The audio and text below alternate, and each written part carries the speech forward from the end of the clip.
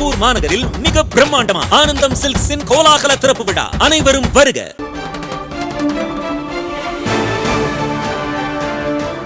தமிழகத்தில் 21 மாவட்டங்களில் இன்று கனமழைக்கு வாய்ப்பு. வரும் 24ஆம் தேதி வரை மழை பெய்யும் எனவும் வானிலை ஆய்வு மையம் கணிப்பு.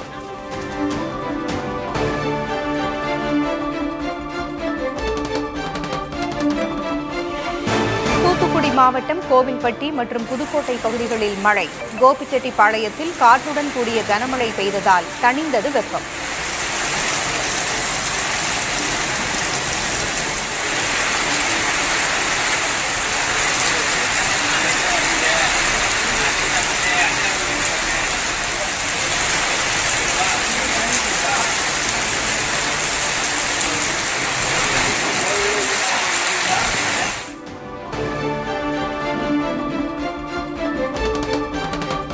தேர்தல் நடக்கும் போதெல்லாம் லட்சக்கணக்கான வாக்காளர்களின் பெயர்கள் நீக்கம்.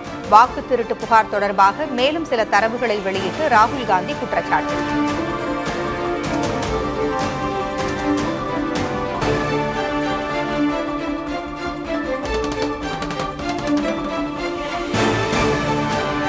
வாக்கு திருட்டு தொடர்பாக எதிர்காலத்தில் பெரிய அளவில் ஆதாரங்களை வெளியிடுவேன்.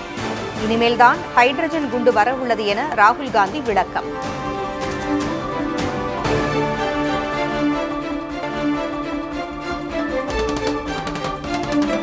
ராகுல் கூறிய குற்றச்சாட்டுகள் தவறானவை, அடிப்படை ஆதாரமற்றவை.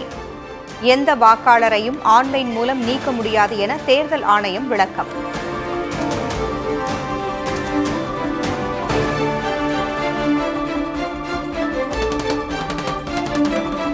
தேர்தல் ஆணையத்தை குற்றஞ்சாட்டும் ராகுல் காந்தி ஆதாரங்களுடன் நீதிமன்றத்தை அணுகலாமே. முன்னாள் மத்திய அமைச்சர் அனுராக் தாக்கூர் கேள்வி.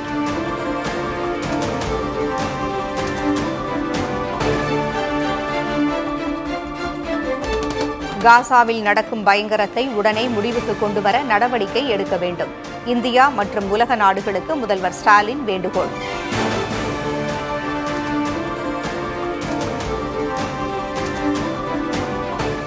டெல்லியில் அமித்ஷாவை சந்தித்துவிட்டு வந்தபோது முகத்தை மறைத்துக் கொள்ளவில்லை. கைக்குட்டை வைத்து முகத்தை துடைத்ததை வைத்து சிலர் அரசியல் செய்வதாக பழனிசாமி குற்றச்சாட்டு. நான் வீட்டிலிருந்து வெளியில் காரில் என் முகத்தை துடைக்கிறேன். அப்பொழுது அதை எடுத்து அரசியல் பண்ணுகிறது. வெக்கமாகவும் வேதனையாகவும் இருக்கு. கரூர் கூட்டத்தில் பேசுறாங்க. எடப்பாடி பழனிசாமி முகத்தை மறைத்துக் கொண்டு வெளியிலே செல்வதற்கு என்ன காரணம்? நான் தான் பகிரங்கமாக உள்ள போனேன்ல.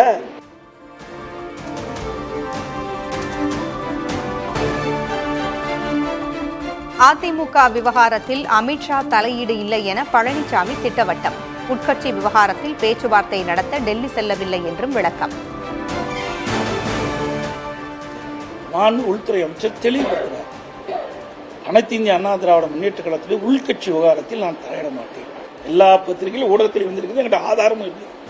அப்படி பேசிய பிறகு மீண்டும் மீண்டும் இவர் அழைச்சி பேசுறாரு, அவர் அழைச்சி பேசுறாரு. இதையெல்லாம் தயவு செய்து விட்டு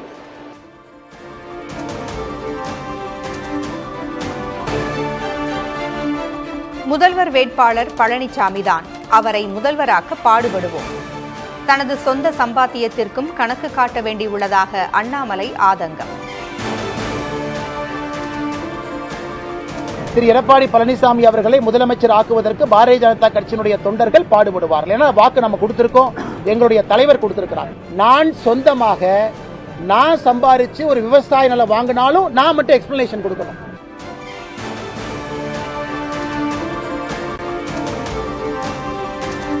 அனைத்து கட்சிகளுக்கும் பொருந்தும் வகையில் விதிகளை வகுக்க வேண்டும்.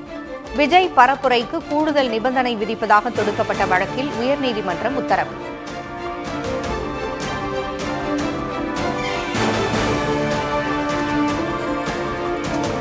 திமுகவில் சேர்ந்துவிட்டதாக சொல்கிறார்கள். இது கூட்டணி கிடையாது, அதற்கும் மேல் புனிதமானது. திமுக நீதி கட்சியில் இருந்து வந்தது. மக்கள் மையம் கட்சியிலும் நீதி உள்ளதாக கமல்ஹாசன் விளக்கம்.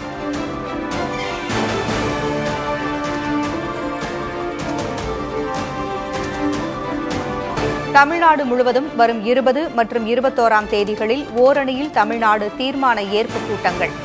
தமிழ்நாட்டை தலைகுனிய விடமாட்டேன் என உறுதிமொழி ஏற்கவுள்ள திமுகவினர்.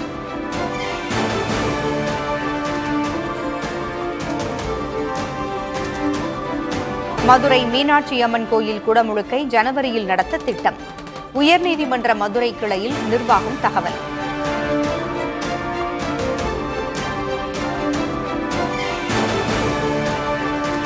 நெல்லையில் கார் பேனட்டில் இருசக்கர வாகன ஓட்டியை இழுத்துச் சென்ற காவல் உதவி ஆய்வாளரின் செயலால் அதிர்ச்சி.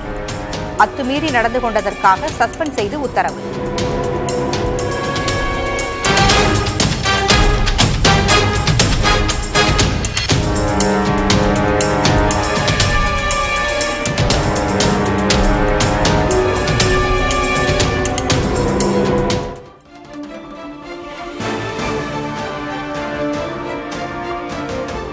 அனைத்து மதங்களையும் மதிப்பதாக இந்திய தலைமை நீதிபதி BR கவாய் விளக்கம்.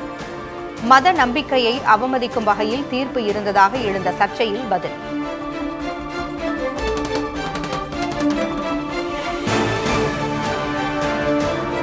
வங்கதேசத்திலிருந்து மேற்கு வங்கம் வந்த ஹில்சா மீன்கள். நவராத்திரி திருவிழா தொடங்கவுள்ள நிலையில் களை கட்டிய கொண்டாட்டங்கள்.